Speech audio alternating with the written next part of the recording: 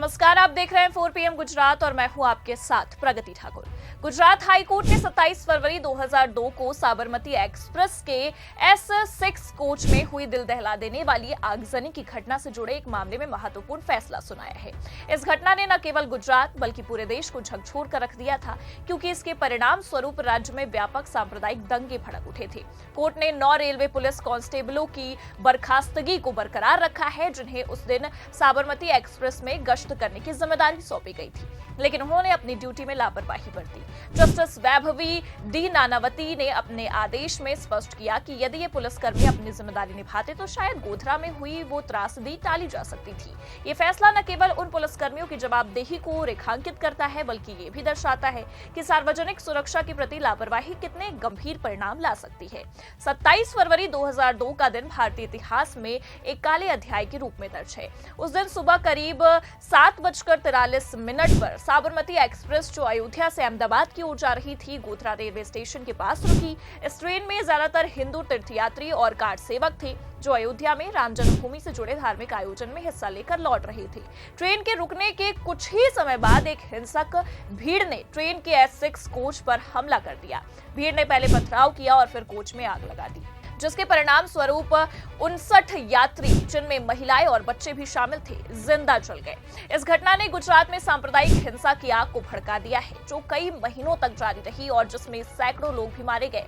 वहीं इस त्रासदी की जांच के लिए गुजरात सरकार ने नानावती मेहता आयोग का गठन किया, जिसने 2008 में अपनी रिपोर्ट में निष्कर्ष निकाला कि ये आगजनी एक सुनियोजित साजिश थी, जिसमें लगभग 1000 लोगों की भीड़ शामिल थी। हालांकि 2004 में तत्कालीन रेल मंत्री लालू प्रसाद यादव द्वारा गठित बैनर्जी आयोग ने इसे एक दुर्घटना करार दिया। बाद में गुजरात हाई कोर्ट ने बैनर्जी आयोग की नियुक्ति को असंवैधानिक ठहराते हुए इसकी रिपोर्ट को खारिज कर दिया। इस घटना के लिए 31 लोगों को दोषी भी ठहराया गया, जिसमें से 11 को मृत्युदंड और 20 को आजीवन कारावास की सजा सुनाई गई। हालांकि आपको बता दें कि 2023 में गुजरात हाई कोर्ट ने मृत्युदंड को आजीवन कारावास में बदल दिया। गुजरात हाई कोर्ट के हालिया फैसले ने उस दिन की घटनाओं पर एक नया प्रकाश डाला है। 9 रेलवे पुलिस कांस्टेबल और आपको बता दें कि 26 से 27 फरवरी 2002 को साबरमती एक्सप्रेस में गश्त करने की जिम्मेदारी उन्हें दी गई थी। इनमें से 3 सशस्त्र कांस्टेबल थे, जिनके पास राइफल और कारतूस भी थे, जबकि बाकी 6 निहत्थे थे।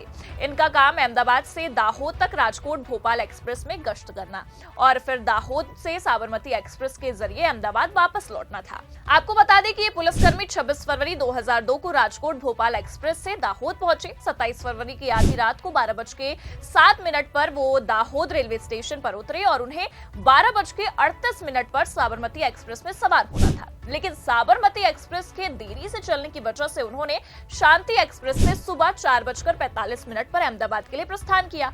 उन्होंने दाहोद रेलवे चौकी के रजिस्टर में गलत प्रविष्टि दर्ज की, जिसमें दावा किया गया कि वे साबरमती एक्सप्रेस से ही यात्रा कर रहे हैं। जब वे सुबह 10:05 पर अहमदाबाद पहुंचे तो उन्हें पता चला कि साबरमती एक्सप्रेस के S6 कोच को गोधरा में आग के हवाले कर दिया गया। 1 मार्च 2002 को इन 9 कांस्टेबलों को निलंबित कर दिया गया और अप्रैल 2002 में एक प्रारंभिक जांच शुरू हुई। जनवरी 2023 में विभागीय जांच का आदेश दिया गया, जिसके बाद नवंबर 2005 में बॉम्बे पुलिस दंड और अपील नियम 1956 के तहत इन्हें सेवा से हटा दिया गया। 2008 में उनकी अपील भी खारिज हो गई। इसके बाद इन कांस्टेबलों ने गुजरात हाईकोर्ट में अपनी बर्खास्तगी के खिलाफ याचिका दायर की और पुनर्स्थापन की मांग की। कुछ याचिकाओं की मृत्यु हो जाने के बाद उनको परिवार के सदस्य इस मुकदमे में शामिल होने पहुंचे। जस्टिस वैभवी डी नानावती ने 24 अप्रैल 2025 को अपने आदेश में इन याचिकाओं को खारिज कर दिया। कोर्ट ने कहा कि इन पुलिसकर्मियों ने अपनी ड्यूटी में घोर लापरवाही दिखाई। जज ने अपने आदेश में उल्लेख किया कि साबरमती एक्सप्रेस एक ए श्रेणी की ट्रेन थी, जिसमें अनचाही घटनाओं जैसे चेन खींचने, झगड़े आदि की संभावनाएं अधिक होती है। ऐसी ट्रेनों में कम से कम 3 सशस्त्र कांस्टेबलों की मौजूदगी अनिवार्य होती है, जो राइफल और कारतूस से लैस हो, जबकि बाकी पुलिसकर्मियों को लाठियां और रस्सियां भी दी जाती हैं। कोर्ट ने यह भी नोट किया कि इन कांस्टेबलों ने न केवल अपनी ड्यूटी से किनारा किया, बल्कि रजिस्टर में झूठी प्रविष्टियां भी दर्ज की, जिससे रेलवे नियंत्रण कक्षा को यह गलत संदेश गया कि ट्रेन में सुरक्षा व्यवस्था मौजूद है। जस्टिस नानावती ने अपने आदेश में कहा कि यदि याचिकाकर्ता साबरमती एक्सप्रेस में ही अहमदाबाद के लिए रवाना हुए होते तो गोधरा में जो घटना हुई उसे कहीं न कहीं रोका जा सकता था। कोर्ट ने यह भी स्पष्ट किया कि इन पुलिसकर्मियों पर किसी आपराधिक आपराधिक साजिश में शामिल होने का आरोप नहीं था, लेकिन उनकी लापरवाही ने एक ऐसी त्रासदी को जन्म दिया जिसके परिणाम स्वरूप 59 लोगों की जानें चली गई। याचिकाकर्ताओं ने कोर्ट में दलील दी कि उनकी अनुपस्थिति को गलत आचरण नहीं माना जाना चाहिए, क्योंकि उन्हें पहले की कोई पूर्व जानकारी नहीं थी, और उन्होंने ये भी कहा कि ट्रेन की देर होने पर वैकल्पिक ट्रेन से यात्रा करना एक सामान्य प्रथा थी और इसके लिए पहले भी अनुशासनात्मक कार्रवाई नहीं की गई थी। उन्होंने ये भी तर्क दिया कि यदि वे साबरमती एक्सप्रेस में होते तो शायद वो भी इस हमले में मारे जाते और शहीद हो जाते। दूसरी ओर राज्य सरकार की ओर से अतिरिक्त महाधिवक्ता मनीषा लव कुमार शाह ने तर्क दिया कि इन कांस्टेबलों की ड्यूटी यात्री सुरक्षा के लिए महत्वपूर्ण थी। उन्होंने कहा कि एक उचित जांच के बाद इन पुलिसकर्मियों को हटाया गया था और उनकी गलत प्रविष्टियों ने उनकी लापरवाही को और स्पष्ट किया। सरकार ने यह भी बताया कि साबरमती एक्सप्रेस की संवेदनशील प्रकृति को देखते हुए इसमें सशस्त्र पुलिस की मौजूदगी अनिवार्य थी। अब आपको बता दें कि ये फैसला न केवल उन 9 कांस्टेबलों के लिए एक सबक है, बल्कि ये सभी सरकारी कर्मचारियों और विशेष रूप से सार्वजनिक सुरक्षा से जुड़े लोगों के लिए भी एक चेतावनी है। ये दर्शाता है कि ड्यूटी में लापरवाही के परिणाम कितने गंभीर हो सकते हैं।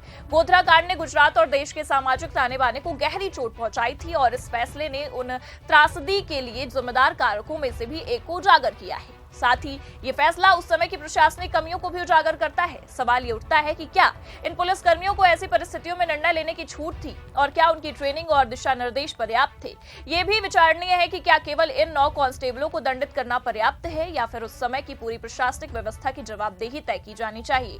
गुजरात हाईकोर्ट का ये फैसला गोधरा कांड की त्रासदी को फिर से चर्चा में लाता है।